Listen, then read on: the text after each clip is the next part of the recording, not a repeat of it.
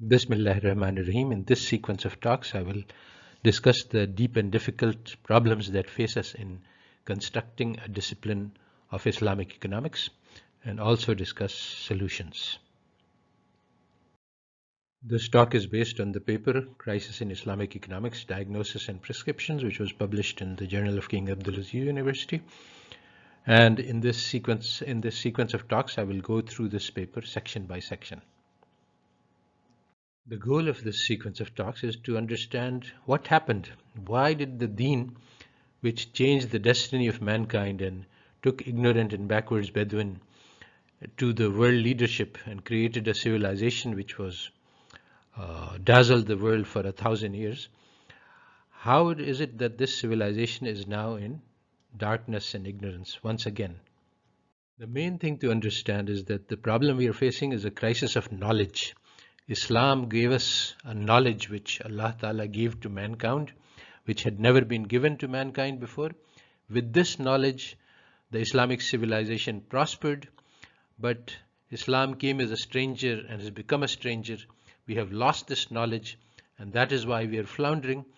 And so what is the step to reacquire this knowledge? The central problem facing our Ummah is the Islamization of knowledge. How to teach our children? On the one hand, there are madrasas which read them the Quran and the Hadith, but nothing about the modern world.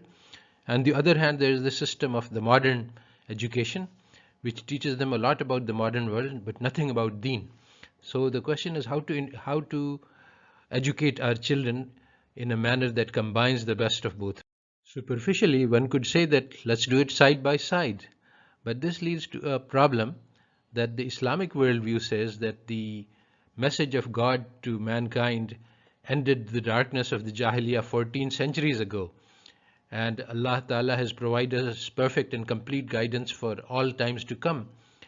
But the Western education we learn teaches us a very dramatically different message. According to the Western education, mankind was in darkness and ignorance until 16th century England was received enlightenment, and then they made progress, and all the knowledge that is useful to mankind was discovered in Europe. So these two are dramatically different understandings of the world history, and you can't just put the two of them together and hope for success. So understanding this problem has led to the possible solution of the Islamization of knowledge. So the idea is that Western education is built on foundations which are antithetical to Islam. It praises and glorifies Europe as the most important and valuable source of knowledge, and at the same time, which is actually in conflict with Islamic teachings. At the same time, the Western education contains essential and useful information which we cannot bypass. So the solution to this problem is that we should take the Western education and remove the portions in conflict with Islam and retain what conforms to Islam. So that is called the Islamization of knowledge. In addition to Islamizing Western knowledge, we need to add the Islamic aspects into that education.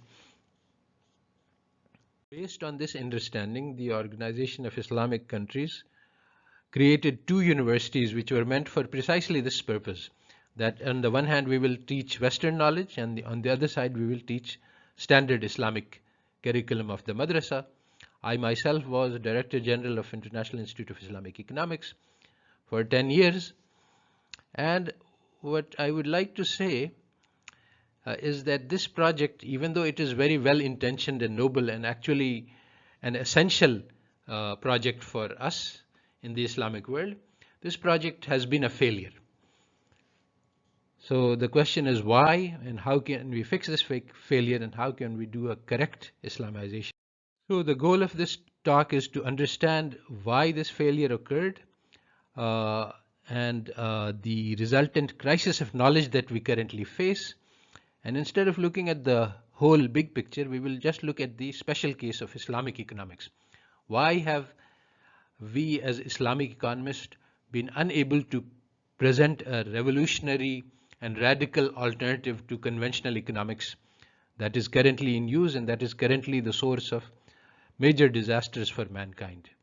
Why can't we create a revolutionary alternative to this? This paper will go through the reasons for this crisis that we currently face and how we can solve this crisis. Some links to related materials which will be referenced briefly in this talk are given on this page.